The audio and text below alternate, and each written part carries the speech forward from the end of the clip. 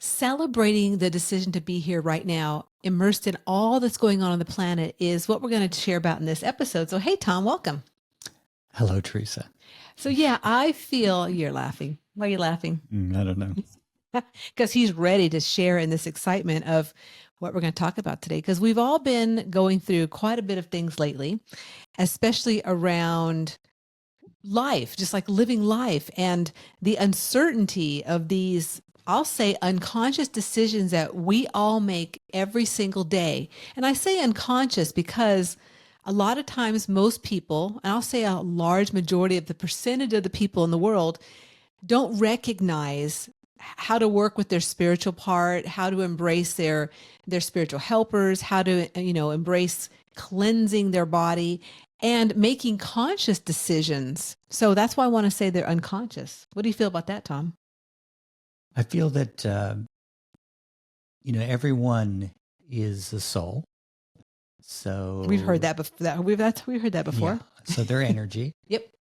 And when they come back to planet Earth, as a soul, they have their true feelings. That's more their soul nature. And they have their intellectual nature, which is more their brain organization, right, understanding. And they need to be in balance.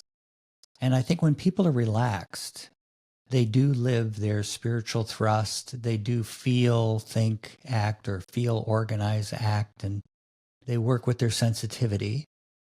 If you ask them, did I pick up an impression? Many people will think they thought it. They worked it out in their intellect and it was logical. But when they're under pressure, that's when things change. That's when what I wanted to talk about or kind of emphasize is that how we get caught up in decoys, in terms of our direction. And as you're saying, there's a lot going on. So you said there's a lot going on. People are experiencing uneasiness, right? With change. Yes. And part of that is because they are chasing decoys. In other words, they're moving from just their head, their intellect, rather than more from their true feelings. So when we do that, we find ourselves in the wrong place at the wrong time. We're listening to what others think we should have, or we buy into societies or, people that influence us around us as to what we should be concerned about and so forth. And that's when we get off track. Well, it's interesting because the word decoy to myself, I think of like when they're doing like hunting ducks. So they're out there and they have these, I should say not ducks, they're hunting the birds. Obviously, I'm not a hunter, okay? But they're ducks. And they have the decoy ducks. And so the decoy ducks are not real, they're fake, and they're just to make them like think that, oh, there's my duck buddy, so I'm going to go down and then they're dead, right? So that's when I think of a decoy. So in contemplating decoys out in the world, especially right now, always, I mean, it's not just right now, but in this moment that we're here right now. Well, we've been watching that series on, America in Color, and this goes through every decade and, key historical events. And we've been watching it on Prime, but it's on all kinds, it's been around for a while. And I think since at least 2019 or so. And what strikes us, as we're watching that is, wow, like a lot of stuff happened every decade last century, and it continues to happen. Then the big changes every decade. Like I love watching those shows because it helps regroup where things were at, where people were at, because it's easy to sort of glorify the past or, and also, think things weren't as good as they really were. As well. So yeah, and I think for like ourselves with where the collective energy is at this moment in time, where we're more open to understanding about the unseen spiritual parts of ourselves, which is, if I'm looking back over the decades, especially in that series America in Color, I recognize that that's one thing no one ever talks about is they talk about the physical or the intellectual, the technical. But no one ever talks about, what's going on energetically, or how we're feeling about that. So, I mean, of course, it's a story. It's a story about what's going on, but that to me seems a part of what's always missing, that element that's missing, and that's, I guess, why I'm so passionate, and I know, you are too, Tom, with our business, and helping people recognize that how this is just part of our everyday. It's part of our intellect. It's part of our feeling. It's part of moving through our life, embracing that part of us. Well, I think, a key thing about growing spiritually or being aware of the spiritual part is as I unfold and I grow in my awareness, I become less of a victim to what's going on. And Well like said. Curly used to say, victim of circumstance, And of course, we all laughed at the Stooges when he said that. But he was right. I am, I mean, I can be a victim of circumstance if I get too caught up in chasing decoys. And all I'm talking about is things that are planted, that are outside myself, chasing my incentive outside myself. If I'm going for something that's outside myself, I need to get all cranked up intellectually. I need to get all emotional about it. If I move from my true feelings, let's face it, if I really feel like I want something, or I'm sure most folks can relate to this, is that you go up and get it. I mean, there isn't a lot of thinking about it. There's just movement towards it. It's interesting because a lot of my, besides my work, which I see a lot of things going on there too with people, but also on social media, I've read and noticed a lot of people sharing a lot of inner turmoil they're going through that is being expressed, that they express through their through their social media. And what I see about that is like what you're saying, like if they really felt into what they were saying, like how that doesn't even affect you, or it's something that maybe, it's a perception they see out there, or like you're saying, a decoy, of this might happen or that might happen, and I'm already freaked out about it. Well, it's like, but does that really affect what you're doing in the now? And that now moment, the present moment, is all we have. So, and as I know, and I have, I've been around a few decades too, just like you have, Tom, but I recognize, you've been a couple more than me, but just one more. I recognize that, that things change. So the thing might have been so worried about happening in the future never occurred that way because something shifted. So I think that's the thing that I really notice with the decoy, scenario or metaphor, is that so a lot of times these decoys, they don't even come out that way. And people get so anxious, so fearful, so filled with trepidation about how's it going to go? And then it never even happens. Well, you brought up an earlier point before we started the episode where you said, it's really important for people to get to know, how they receive impressions and how to tune into their true feelings, versus their intellect. So, that's been referred to as that psychic part of us. And as we've often said, people get inner knowings, they get, symbols or pictures in their mind's eye or clairvoyance. And there's folks that get, those intuitive sort of impressions like the clairaudient part or words. And there's folks that get the gut feelings. And of course, we talk about that in our Intuition Now masterclass to introduce people to how obvious your intuition really is. And, it's a real lifeboat for me because I just can come back to my true feelings.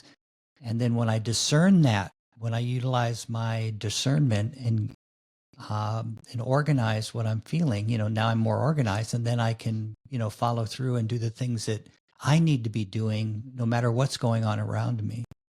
Yeah, I think that's a good point because for myself, this part, that unseen part of me that I didn't deal with for decades and I knew nothing about, that's been the greatest shift in myself, is recognizing in the midst of what people may call woo-woo, metaphysical, whatever, right? Weird. It's not. Like, this is a part of us that we all work with every single day. Like Tom's saying, it's, I get knowings, I get hearing, seeing in, my mind's eye, I get the gut feelings. And that's a big one for me, is like, oh, I feel that. So recognizing and embracing these has been, for myself, truly, it's been priceless because it's helped me really shift into a different reality than I was previously. Do you agree, Tom? You trust your intuition? I trust my intuition. Well, and then on top of it, we've got, spiritual helpers, angels, guides, whatever you want to call them, but they're the highest source. And we have our personal team for what we've come to master. So in this world that might seem pretty chaotic, like with politics, depending on which side of the fence you're on or which ideology you subscribe to. Yeah, it's really ideology because they both sides of the fences aren't so good. So it's I like to stay in the middle. Both sides of the fence aren't so bad either. Right. The point is that how do I navigate that? Well, the only way I can navigate that is really trusting myself. But one of the reasons that, I'm involved doing spiritual work, and I'm sure you are, and that I've really learned that people have to kind of discover it themselves. They've got to open up their sensitivity. And then as I, begin to change my thoughts and think more positively and stay more relaxed and positive and cleansed and in my true concern, that true loving feelings, if I pivot from there, it's something only I can do because, in our first 7 years, we pick up a lot of habits and attitudes and concepts from our environment or those who raised us.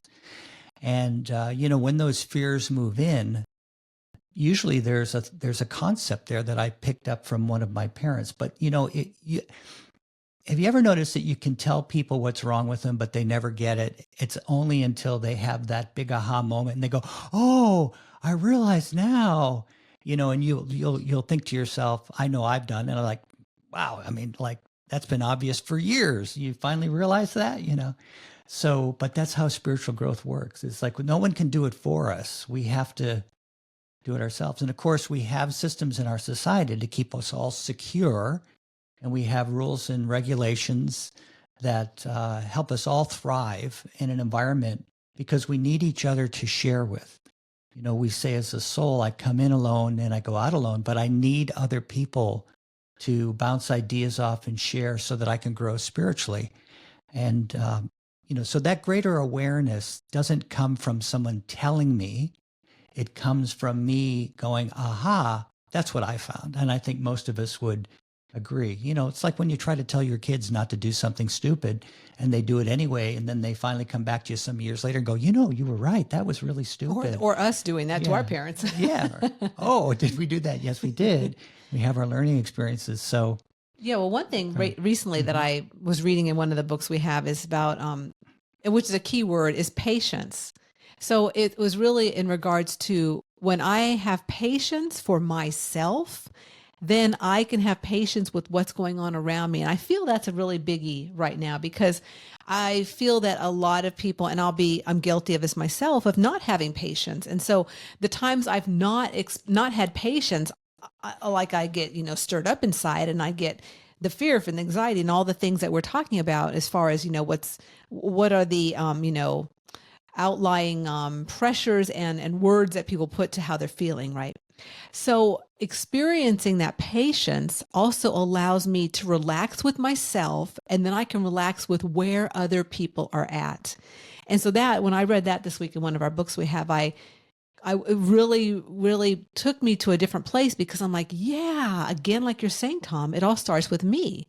So, outside of us, we've got all these people sharing things and ways to do stuff and how to move and et cetera, et cetera. But until I'm ready and until my soul, until I've gone to grown some of whatever I'm experiencing, I may not be ready for that patience. But so that was really big. So how do you experience patience? Well, anytime something rattles my cage, I know there's a concept there, you might say. So that's what I mean about these habits and attitudes or these blockages. Sometimes we refer to them, fears that come up.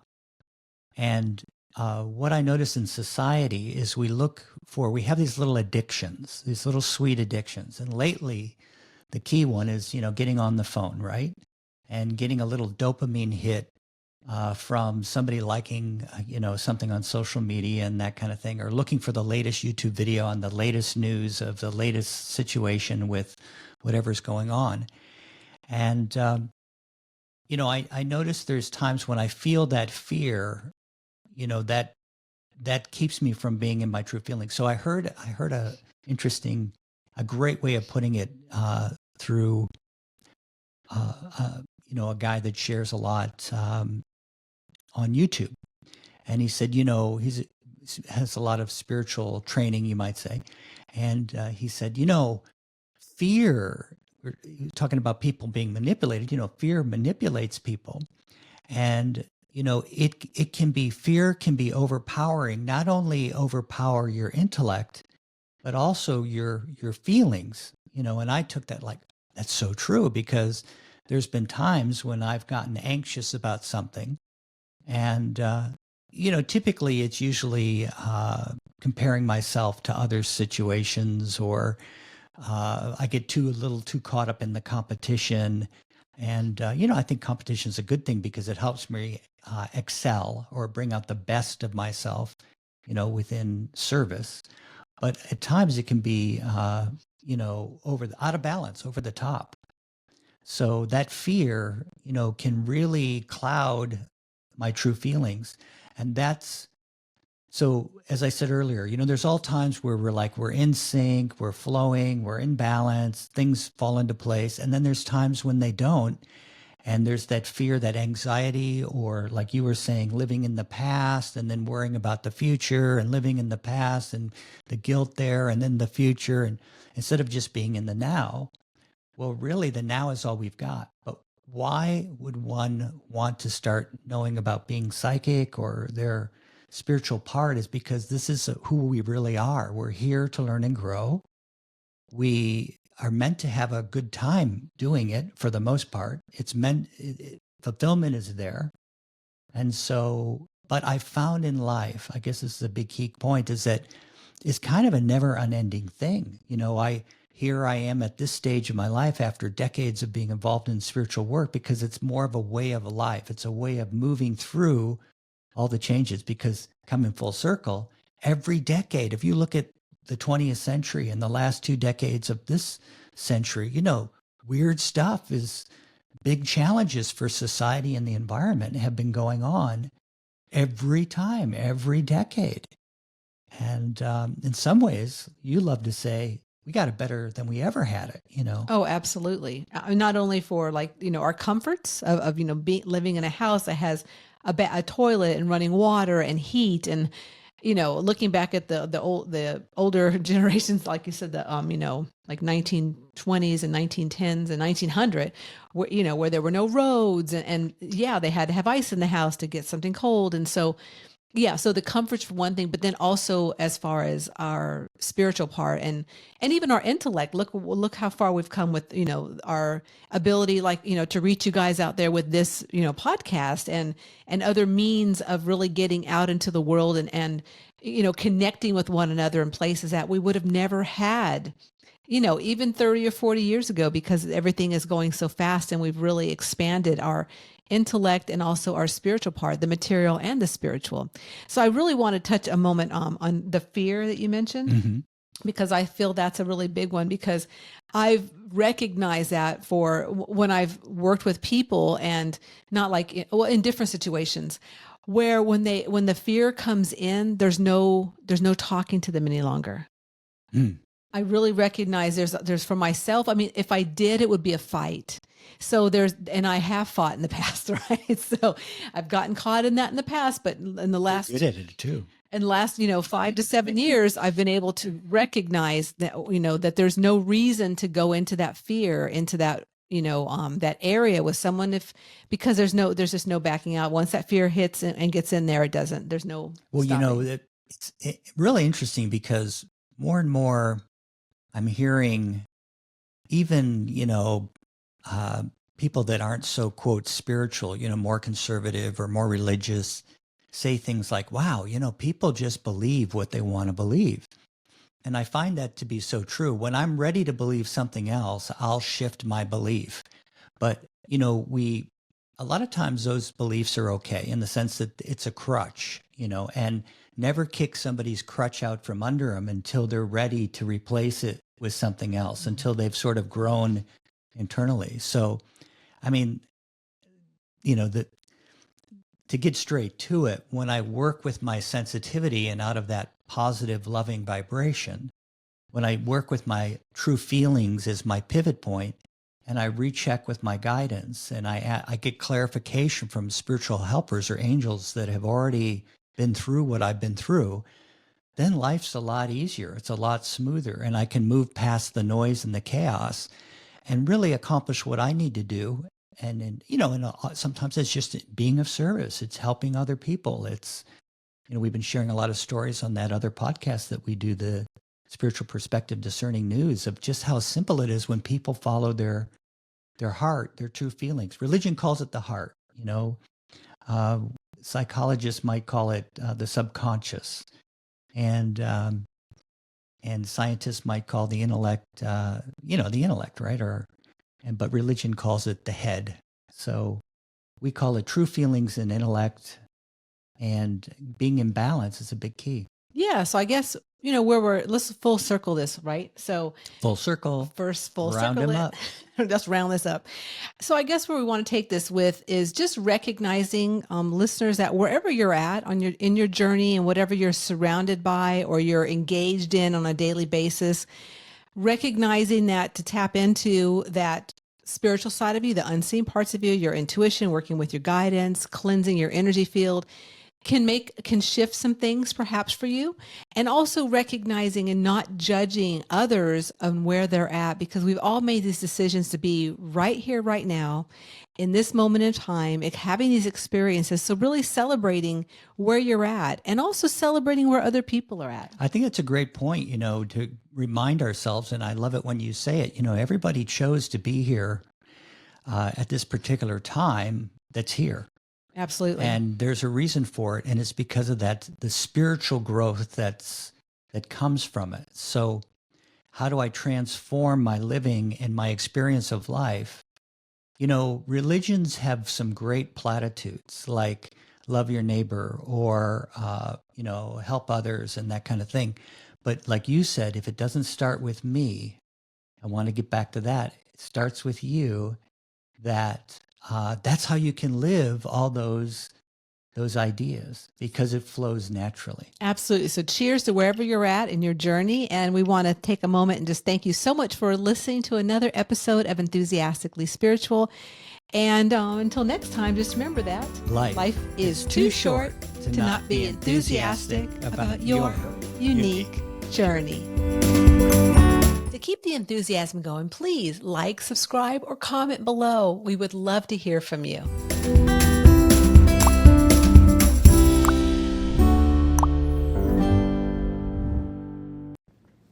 When you gravitate towards trust, life moves with more grace and ease.